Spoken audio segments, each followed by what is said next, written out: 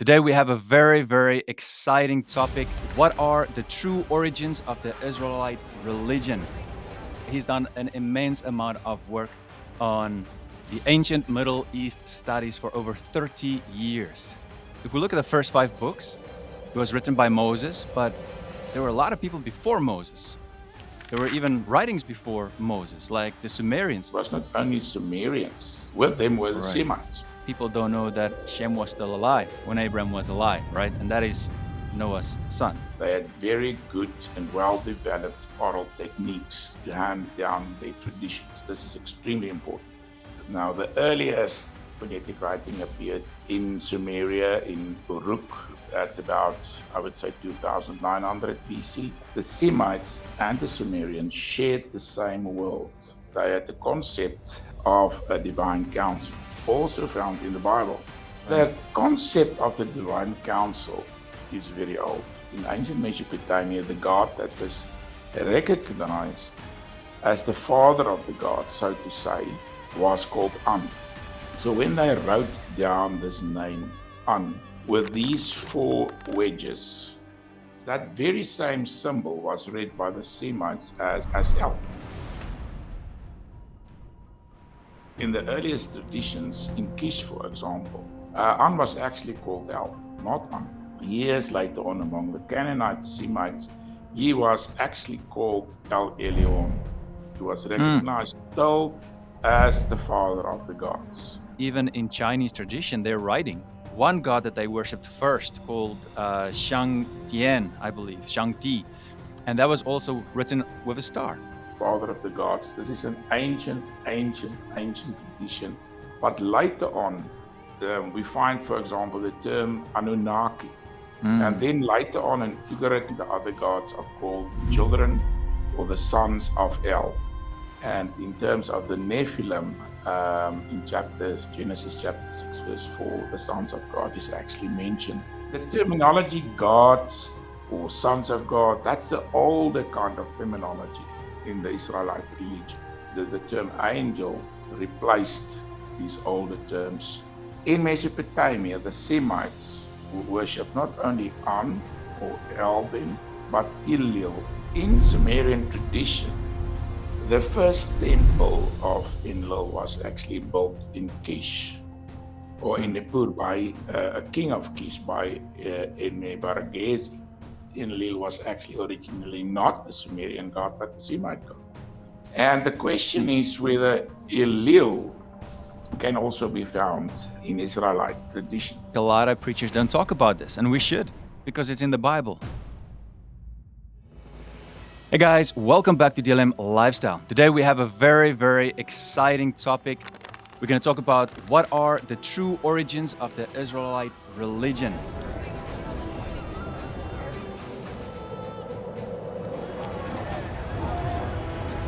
And I brought in a professional, a scholar, Dr. Willem McLeod. Thank you so much for being here. It's an honor to have you. It's my pleasure. I've known you for many years. You've been a good friend of my dad as well. And for those of you who do not know McLeod, he's done an immense amount of work on the ancient Middle East studies for over 30 years. He's got a PhD in nuclear physics, nuclear fusion, and 3 master's degrees. He's a scholar. He loves studying. He's got a lot of knowledge. And what I want to show you guys is the books, the Nephilim books. So it's a trilogy. It is very, very interesting. So if you are really curious about the pre-flood world, post-flood world, how it connects with the Bible, then this is something you need to get. All right. So what are the true origins of the Israelite religion? This is a question that a lot of people have because a lot of people do not see the Bible as God's word. And so many people say, well, if we look at the first 5 books, it was written by Moses, but there were a lot of people before Moses. There were even writings before Moses, like the Sumerians. So a lot of people say, well, he probably just stole it from them. And of course, he had an Egyptian education, so he probably just stole it from them. So where does this really come from? I'll pass it over to you, Doctor. Yeah, so the origins of the Israelite religion is actually quite a vast topic and also extremely interesting.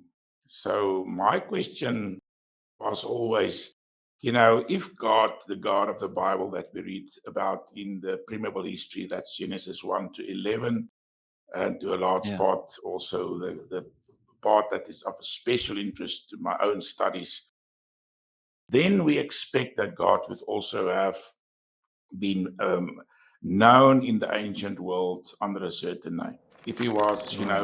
according to the Bible, he was involved with the Tower of Babel, he was involved with the flood, he was involved in different kind of events during that early period in Mesopotamia. And that suggests that if God was actually active during that early period, they must have known him by some kind of name. So, what was that Right. name? So, I think when we think about that, if it's true, then we will definitely find the origins of the Israelite religion early on in Mesopotamia. But how do we bring all these things together? That's the main question. And the link, Right. in my opinion, is actually the biblical story of Abram, because we do find that Abram originated in Ur of the Chaldeans. Now, that Ur of the Chaldeans, the of the Chaldeans, is clearly a later addition to the Bible, because the Mm. Chaldeans only originated at about 1000 BC. And if we believe that Moses was the author, that's earlier than that. But we do know that people like Ezra and so forth edited the early scriptures. So that's not a problem. But that means that Ur is in Sumer. That's also what we read in the New Testament. Stephen, when he was stoned to death just before that, he mentioned that Abram, he had a long sermon, and he actually mentioned also that Abram came from Mesopotamia. So that's Right. a And strong biblical tradition, yeah. right. And at that time they worshiped other gods, right? Yeah, so that's actually not that. The Bible doesn't really give a lot of detail. It's actually a short mention in Joshua that he Right. mentions that. So I have to unpack that a little bit to see what it means. Let me just continue with the idea that I wanted Sure. to present, and this is that Abram, according to the Bible, forms the link. It forms the Yeah. link between Mesopotamia and Israelite tradition, and then also the Israelite religion, in my opinion. So I have formulated what I call the Sumerian hypothesis. I've also published an academic article in this regard. It's also called the Sumerian hypothesis. And this hypothesis that Abram and the Abrahamic family was the ones that brought the source material that was later used in the pre-Bible history. They brought that from Mesopotamia. And in Okay. ancient times, we should remember in Mesopotamia, it was not only Sumerians that was living in Mesopotamia. With them were the Right. Semites. And Yeah. the Semites, those Semites were called the Akkadians. Among the Sumerians from the earliest of times, they were especially closely linked with the northern regions, just to the north of Nippur at Kish, for example. Yeah. And we do even find that the name Abraham actually appears early on during the Old Babylonian period in Mesopotamia. So there's Okay. good reason to believe that Abraham brought that information with him, the source information. There's actually different views about the Mesopotamian material, how it got into Mm. the Bible. The most widely known is actually the view can be called the Babylonian hypothesis. And that's that it was only during the exile that the Jews engaged with Babylonian ideas, and these ideas then entered the book of Genesis at that time. The problem for that view is that there's absolutely no Babylonian influences whatsoever in the pre-Bible history. Wow. Wow. All these Okay. Mesopotamian influences go back to the time before the Old Babylonian period. That's the time of Hammurabi. Mm. So, according to the Bible, also we can situate Abram slightly before the time of Hammurabi. So that is very much in line with the idea that this information actually originated from ancient Mesopotamia in the time of Abram. And what we find Mm. then in Genesis 1 to 11 is actually a prehistory for the Abrahamic family. And that actually makes, in my opinion, the best sense. And that means that this information is very old. And it also means that that is a good argument can be made that the Israelite religion actually also, because remember, it was in Mesopotamia that God first called Abraham, and Right. that we can in some way identify the biblical religion with aspects, or to some extent with a pre or earlier phase in the development of religion in the framework of Mesopotamia. Yeah, I think that makes a lot of sense. I'll add some links in the video description for you guys to some of the work that he wrote on this with the hypothesis. And it makes sense because a lot of people don't know this, but they would say, well, if this really was through Abraham or Abram at that time, what he was called, they would question, well, did they just carry the stories through his father and his father and his father and his father? A lot of people don't know that Shem was still alive when Abram was alive, right? And that is Noah's son. That means he could have carried all the information over to him and Noah as well. That was before the flood. But I want to focus in on the gods, if that is okay. So the Sumerian, the pantheon of gods, like you said, if this main god, the god above gods, was there, the earliest sources we have of this god, he was known to the Sumerians as An, Yeah, like so An. exactly. So what we find is, if we go to the early Mesopotamian tradition, and especially to the texts, now the earliest phonetic writing, appeared in Sumeria, in Uruk, at about, I would say, 2900 BC. That's about the time. And the Mm, first literary works and divine lists is from slightly later. That's from about 2600, 2500 BC. So that's our earliest texts and earliest divine lists. And if we go back to that period and the earliest texts, now most of the early Sumerian texts actually was produced during the Earth 3 period. That's even later. That's from about 2100 to 2000 BC, during the Sumerian Renaissance. And that's shortly before the time of Abraham. So most of okay. these traditions were handed down from the great heroic epochs of Sumerian tradition, during the Uruk period, and they were handed down by orally before writing came into existence. They had very good and well developed oral techniques to hand down their traditions. This is extremely important. We find, Mm, for example, to just give an example, this is now in Semitic circles. It also happened in Sumerian circles. So I see it as two parallel traditions that was handed down through history. The one was in Sumerian circles, the other was in Semite circles, and in yeah. the forebears of Abraham, and what we later on find in the biblical tradition. So what is important is that the Semites and the Sumerians shared the same world in Mesopotamia during that early period. And during that early period, they had the concept, first of all, of a divine council. So they Mm, believed in a divine council. Now, the divine council is actually, interestingly, also found in the Bible. right. So we Yeah. do find that the divine council appear in the Bible, in various texts in the Bible. Do we find a reference to the Mm. divine council? Like the book of Um, Job.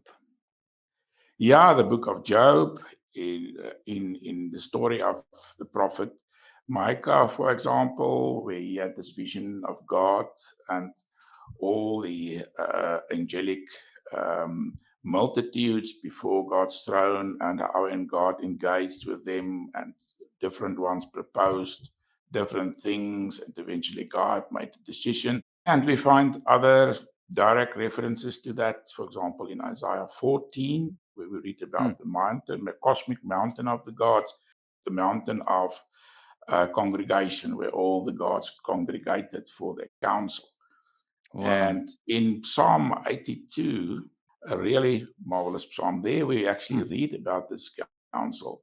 In Psalm 82, we read, God stands in the congregation of the mighty. Now, that is the congregation of the gods. The mighty in this case is quite interesting because it can also be literally translated as God. He's in the Mm. congregation of God and he judges among the gods. So, this Mm. is a marvelous passage where we read how God actually stands in the congregation of the gods of God. So, Right. the concept of the divine council is very old. It goes back to ancient Mesopotamia. And what we Yeah. find is in ancient Mesopotamia, the god that was recognized as the father of the gods, so to say, was called An.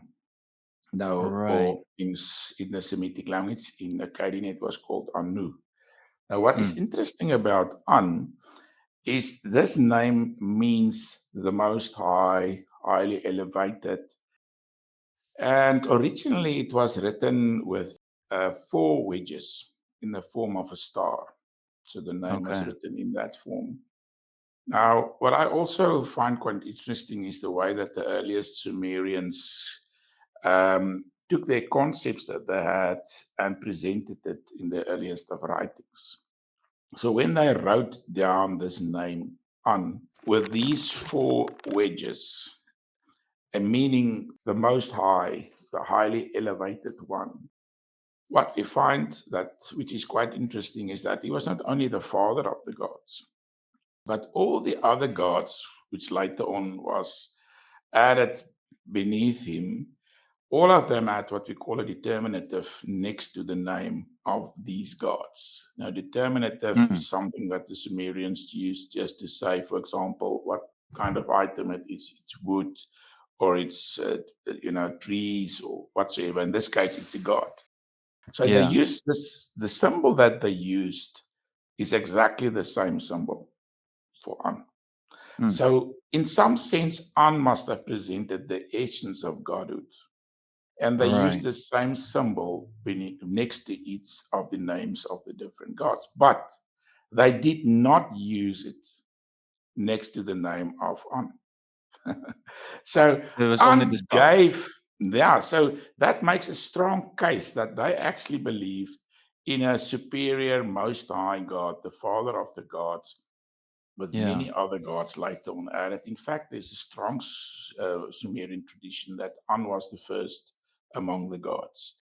Mm. Um, Now, what is interesting about An is that very same symbol was read by the Semites as El.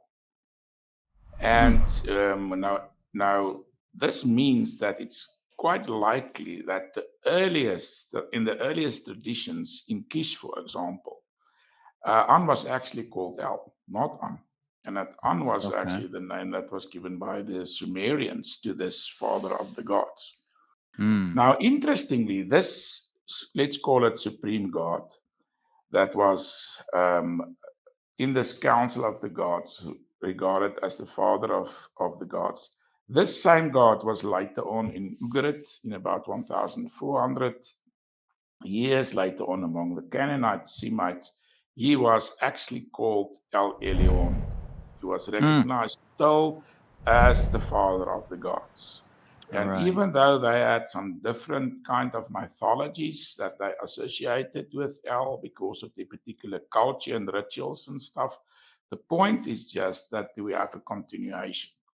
And what we also find is this very same name appears in the biblical tradition, El Elyon, in the book of Genesis already as one of the gods, or as the God that was worshipped by Abraham. So there are two places where we find in Genesis, in the book of Genesis, reference to El Elyon, which means the Most High God. Yeah. And the one is in chapter 14, where Abraham actually fought against the Elamites. After the victory, we read that Melchizedek, priest king of Salem, which in later tradition got the name Jerusalem, that he was the one who came after the victory and in honor of the god that was worshipped at Salem, at the mountain of Salem, which is called El Elyon. Sacrifices was brought and so forth. So what we find is that in this stage is the earliest that Abram is linked with El Elyon. And then later Okay. on, we read that in chapter, is it 18? No, 22, I think. We read that he takes his son, Isaac, to the Mount Moriah, usually translated in that way, but it's also at the same time at Salem. It's quite clear that this is at Salem. And here he venerates the same God. And this mountain is then also called the Mountain of God. But originally, it must have been then El Elyon, the Most High God. And this Most High God is actually the one that we find in Psalm 82. So in Psalm 82, we've already seen God stands in the congregation of the mighty. He judges among the gods. And then slightly later on in this passage, verse 6, we read, I said, you are gods, and all of you are children of the Most High. Now, this is actually a fascinating passage. Oh, yeah. But what this shows is that the Most High here is Elyon. So they are children of Elyon. And this means that he is the father of the gods. And this is a basic concept. Elyon, father of the gods, the Most High God, Most High, father of the gods. This is an ancient tradition. We've already seen, we find it in Canaan, in the Ugarit texts, El Elyon, and it goes back to in Sumerian tradition. So in my opinion, there's a continuity that we should accept throughout history. So God was known in earliest of times. He was worshipped as the Most High God, even though other gods also came into play and lower order of gods. And presumably one would say that when the Bible refers to the forebears of Abraham having worshipped other gods, that these are the gods that's being referred to. They also worshipped other gods. But remember, at that time, we had a hierarchy of gods. Let's call it the supreme, the father of the gods. We had all this lower order of gods. But later on, we find, for example, the term Anunnaki, which is a fascinating term, and that actually needs a whole discussion in its own. But that term means Anunna is the shortened form, and Ah means seed, Nun means prince, and the term is usually translated as the seed of the princes, which is then understood as the aristocracy among the gods, the higher gods. Yeah. Now, there are some other elements also, but so the important thing is basically that the children of the gods, the Anunnaki, were primarily the sons and the children of the Most High God, the father of the gods. And then later on in Ugarit, the other gods are called children or the sons of El, sons of God. Okay. And this exact same terminology is found in the Bible. In fact, you've mentioned the Nephilim, and in terms of the Nephilim, in Genesis chapter 6, verse 4, the sons of God is actually mentioned again. So the terminology gods or sons of God, that's the older kind of terminology in the Israelite religion. Now, later on, these terms were changed, and we find that angels, the terminology, the term angel replaced these older terms, gods, son of God, etc. And then the gods that were against the God of the Bible, they became the false gods. Whereas those gods that were earlier part of the council of God, etc., just became angels. We can see that, for example, in the Septuagint, that's a Greek translation of the Old Testament made in from about 250 BC. That's before the Christian era, 250 BC, when the Pentateuch was translated. But this, in Genesis 6, verse 4, this was translated, sons of God was translated as angels. It's quite fascinating. So we understand God, and under God is the angels, and on the other hand, those that stand against God, they are the false gods. But in Yeah. earlier epochs, the terminology angels was not yet in use. So they were also called, all the gods was just the gods or the sons of God. This is actually a very old way of referring to the gods. And then we find expressions in the Bible like the God of gods, Mm. which is God, the biblical God. So this is actually a ancient layer of understanding things that sort of, in a certain sense, hidden in the Yeah. biblical text. But it's very much consistent with our later understanding. Is not against it of Yeah. how these things work. Yeah. And if we start, we can talk about this for hours probably as well. And it is very interesting. I remember when I first read Psalm 82, I'm like, what gods? What is it talking about here? Um, but of course, when you read the book of Job and you see that the sons of God came before God, the Most High, the devil was also among Yeah, them. And we see he that was whole among story playing off. Yeah. And then we read that in Genesis 6, verse 4 as well. But I want to back up a little bit because so we see these pantheon of gods with the ancient Sumerians, right? We have An, we have Enki, we have Enlil. But there's an interesting character where the Semites also had someone else, not just Al, but there was someone else. This is another extremely interesting aspect of the early religion of the people of Mesopotamia. And this is the god Enlil. Hey guys, I really hope you're enjoying the video so far, but I have some big and exciting news to share. I'm writing a novel with my brother set in the world before the flood. And I have to say, it's going to feel like a mix of fantasy and historical fiction, much like Lord of the Rings, Warcraft, or Narnia. But here's the best part. It is based on biblical and archaeological truths. In this book, we're diving deep into the ancient world of fallen angels, the Nephilim, and the family lines of Adam, specifically Seth and Cain. You'll get to experience how they lived in cities like Nippur and Eridu, how they fell into darkness, and how they became so evil in a world filled with beasts and dragons like the Behemoth and Leviathan described in the book of Job. If you've ever wondered what the world was like before the flood, in the antediluvian world, then this novel is going to bring it to life in a way you've never seen before. It's packed with action, spiritual battles, and deep insights into humanity's early struggles. It answers the biggest questions of humanity. Why are we here? What is the meaning of life? And where are we going when we die? And here's the exciting part. I'm giving you, all my amazing subscribers, exclusive access to the first 4 chapters of the novel for free. If you want it, just click the link in the video description, enter your name, email, and we'll send it to you. Now, if you're watching this video much later, this book might already be out. And then you can just grab it at any of our websites, at DLM Christian Lifestyle, DLM Men's Lifestyle, or Ruach Entertainment.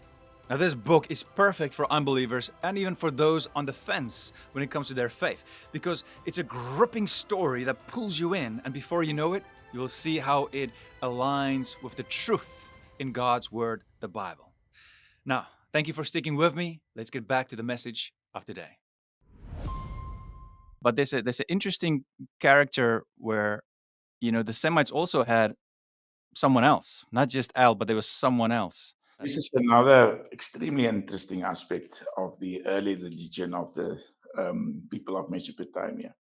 And this is the god Enlil. Now, Enlil was the son of An.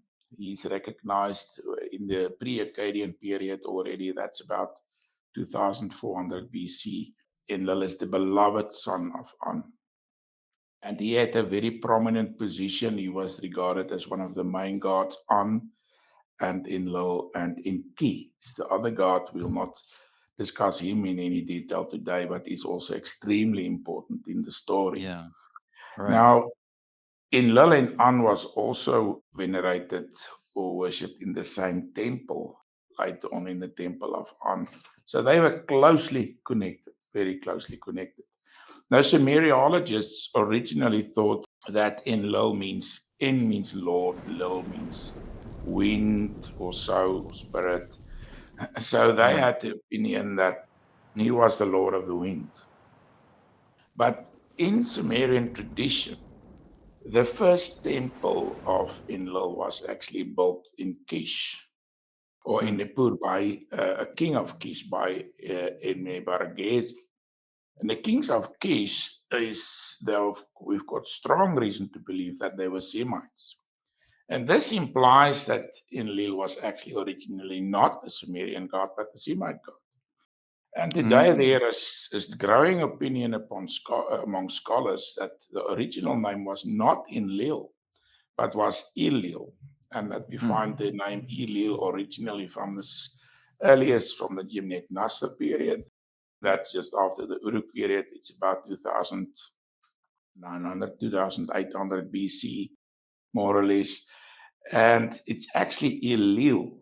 And some scholars propose that this is a doubling of the name Il, Elil. There are Like a various copy. ways, to think about it. But what is interesting is that and let me just say, Enlil is extremely important because he was the king of the gods. Yeah. So in the council of the gods, we had the father of the gods. We've already discussed An or El. But then we had the king of the gods.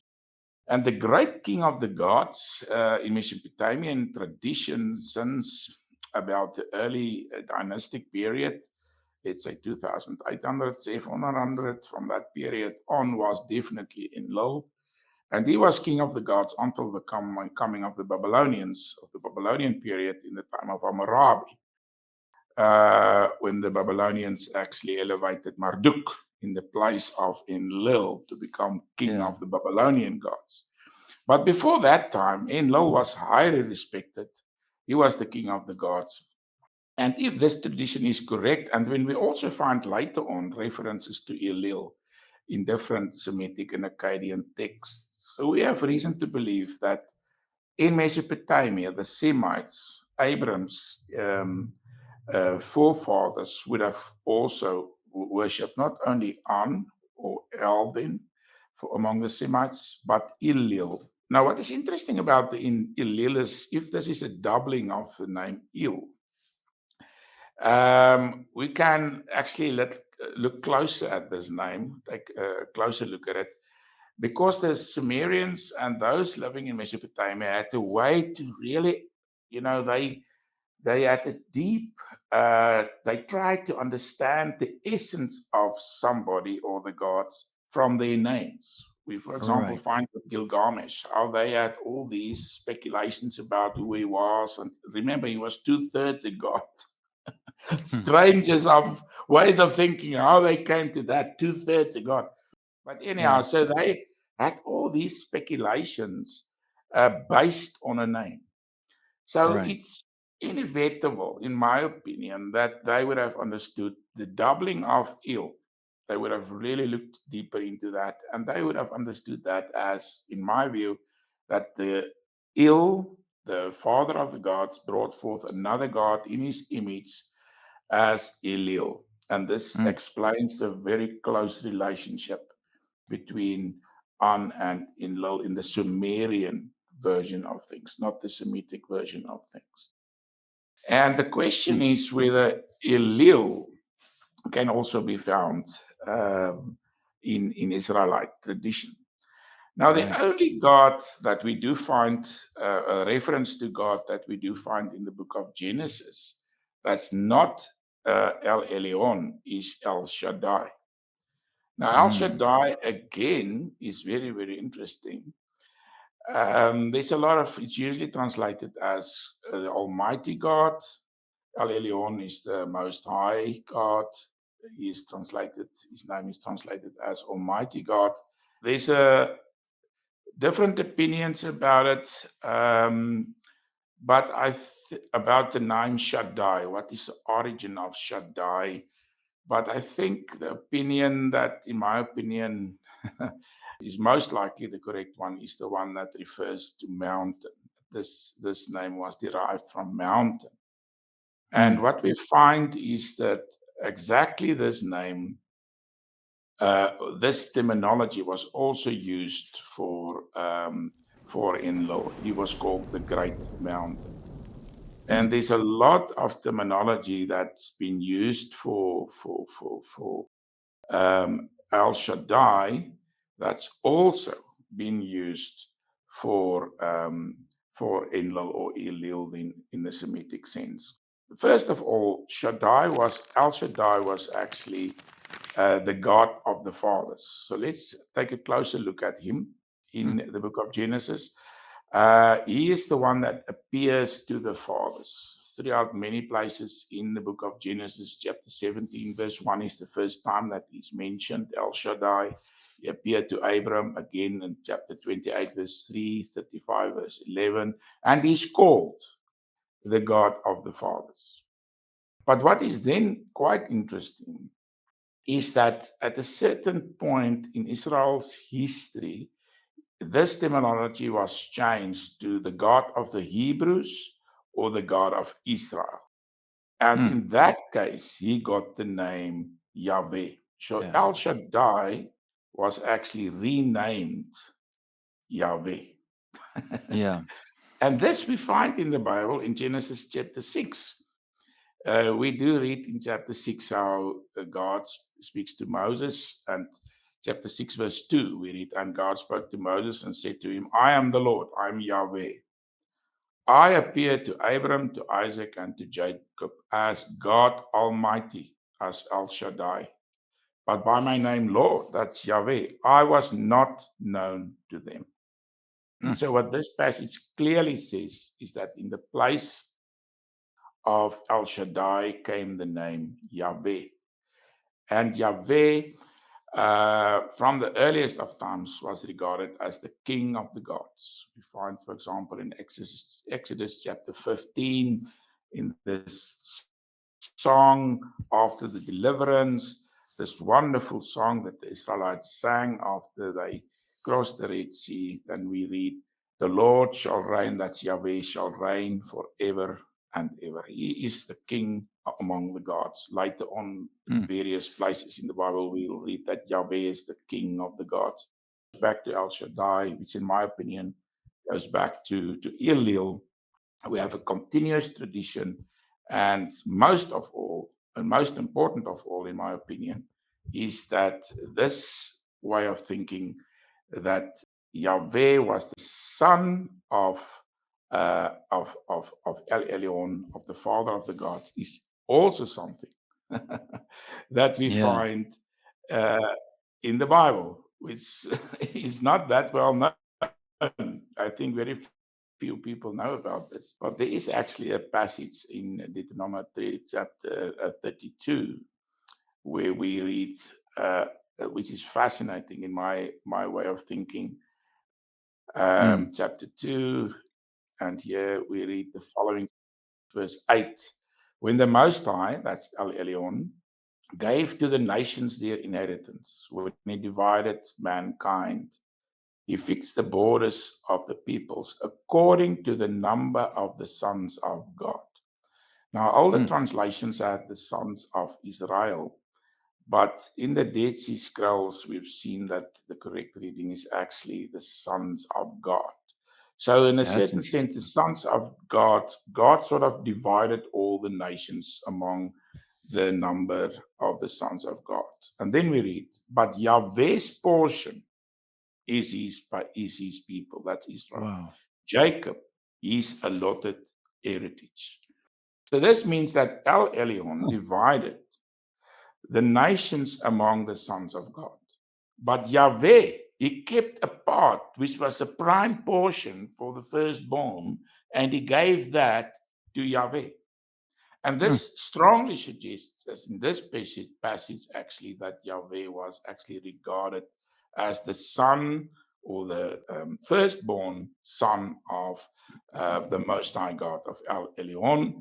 Whereas the other gods, that's just a generic term. They were just the sons of God, and in general, God gave them, allowed them to rule the nations. But Israel was given to Yahweh. And then, if we allow for this way of thinking, then Yahweh was actually the son of the Most High God, of El Elyon. And then this is exactly the same situation that we found so long ago in ancient Mesopotamia, where An or El Elyon, the similar figure, the father of the gods, had the son, the beloved son, as he's called in this one Sumerian text, namely Enlil or Enlil. So this is quite a long story, but it's such a lot of information to unpack and to bring all these things together in a sensible way. For sure. It's fascinating, and I think a lot of preachers don't talk about this, and we should, because it's in the Bible, right? What is interesting for me is that even in the beginning, we have this word that in the beginning of Genesis, right? In the beginning, God created. That God is Elohim. So already referring Elohim, referring to plural, right? It's not just one God, but more. So the first question is, okay, but why did the Semites worship this other God, Elil? It's like a copy of El, and he's also called the Son of God, and that makes sense that it's the same God, but two different persons here. And we see that right up to the New Testament as well. Even the beginning. If we read John, in the beginning was the Word was with God, and the Word was God. So all of this comes together, and it starts to make more and more sense. What is interesting, though, is you said, and the cuneiform was a star, right, with the four wedges for the god Most High. And I don't think a lot of people know this, but even in Chinese tradition, they're writing. That's the way that they write the one god. There was a one god that they worshipped first called Shang Tian, I believe, Shang Di, and that was also written with a star. But there was a line above the star, which means there's nothing above him. He is the God above gods. Yeah, so you've mentioned Elohim. Now, Elohim is actually a plural form of Eloah. Right. Eloah is just a different, you've got El, which is quite an established name among the Semites. But in certain regions, more to the south, for example, where Sinai was located, we find a divergent form, namely Eloah, which is Huh. exactly the same as El. It was just Eloah. And Yeah. Eloah, the plural of Eloah is Elohim. And Elohim is sometimes in the Bible actually used as to refer to the other gods. For example, in this well-known passage in Exodus chapter 20, verse 3, where God says you should not worship other gods, the word Elohim is used. In Psalm 82, where we read about the gods, Yeah. um, again, the word Elohim is used in Psalm 82, verse 1. So Elohim is actually a plural, but when it's Yeah. used grammatically in a sentence, it's not a plural, but a singular. So therefore, we also find references to the God, your God is one. It's one God. Mm. So they share in the divine being as one God. So in my way of thinking, the El gods, if we can see it in this way, El Elyon, El Shaddai, they were regarded as not only the father and the king of the gods, but they were also regarded as sharing the same being, having the same name, El. And therefore, Elohim is actually a reference to these gods, or both El Elyon and El Shaddai, at least these two. And they then are included in the being of God. So this Hmm. multiplicity is already visible in the name Elohim. But discussing Elohim, that's, I think, a theme for another day, but also extremely interesting. Oh yeah. Oh yeah. Very. I would like to talk to you again, if you're willing, and start with the beginning where we talk about the fruit in the Garden of Eden, because there are some other stories as well when we look at the other cultures of stories with the fruit. And I know you've done a lot of studying on this. I think a lot of people Yeah. will be curious to know it's probably not just an apple like we have in most of the pictures today, but I'm sure you guys have a lot of questions. So please, if this is a fascinating area for you, the pre-flood, post-flood world, then please get these books. There's three of them, and I think after you read them, there'll be a lot of questions that will be answered. Dr. Willem, thank you so much for your time. I appreciate it. It's a lot to think about, and I'm curious to start looking at the comment section here to see all the questions we're gonna get. Thank Thank you. you. Yeah. Remember to subscribe, guys, and never forget, life is short, so do not waste yours. Bye.